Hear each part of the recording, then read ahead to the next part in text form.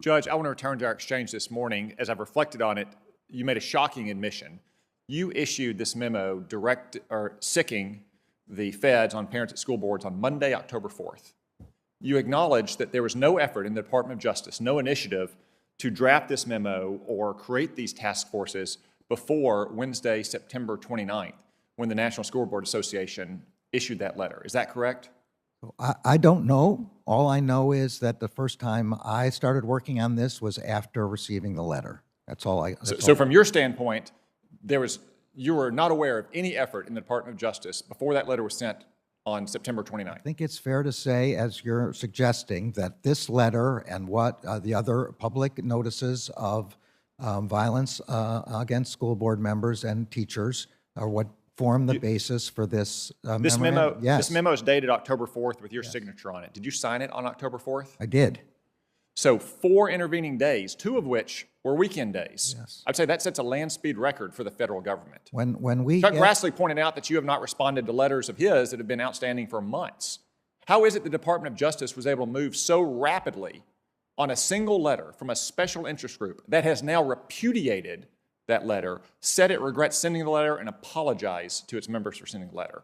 How did your department move so fast on this matter? When an organization that represents thousands of school board members... I would say they purport to represent thousands because state school boards across the country have been repudiating them and trying to withdraw their membership. That's why the National School Board Association withdrew its own letter.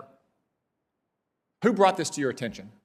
May I answer the question? I'm asking you a question now. Who brought this to your attention? You asked me a question. May I answer the question? The question is, why speed? The answer is, when we get reports of violence and threats of violence, we need to act very swiftly. I would have hated it to have gotten this letter and then acts of violence occurred in the interim before we were able to act. Okay, the Judge. The only act here is assessing the circumstances. That's all there is here, and we can't wait until somebody dies. That's Judge, why we did this. Okay, well, you keep citing media reports.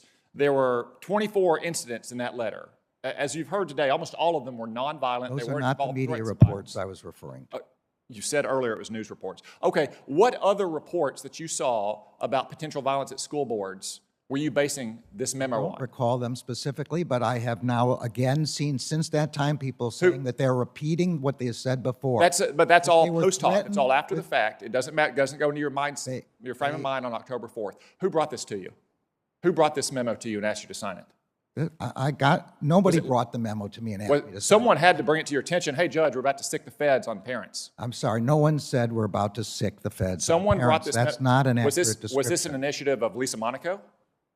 This memorandum went through the normal processes within the department, and I worked on it myself. And someone is a proponent. Someone was a proponent. I bet you didn't write the first draft of this. Where did it come from? I didn't come write from the Lisa first Monaco? draft, but I did work on this memorandum, and it represents my views, and it represents my reading of the materials. Did it come from Vanita Gupta's office?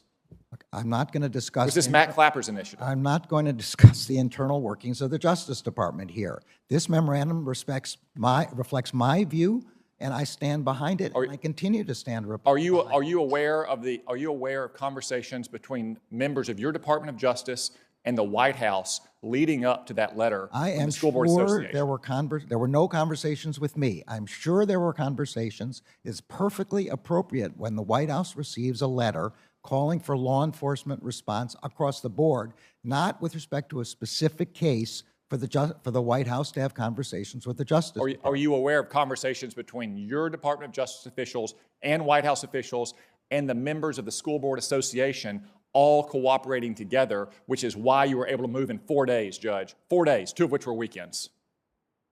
As I said, I am sure there were conversations with the White House. I have no idea whether there were conversations with the School Board Association. Well, I bet we're going to find out if there were, and if it doesn't happen now, it'll happen in 15 months when Republicans are in charge. Well, there's nothing wrong with there being such conversations. Let me be clear again. This is not a request to investigate any particular person or prosecute any particular person. In the same way you ask me to worry about violence in the streets, it's perfectly appropriate for the White House to urge me to worry about violence in the streets. Same way, they're perfectly appropriate for the White House or any other organization to urge me to worry about election threats.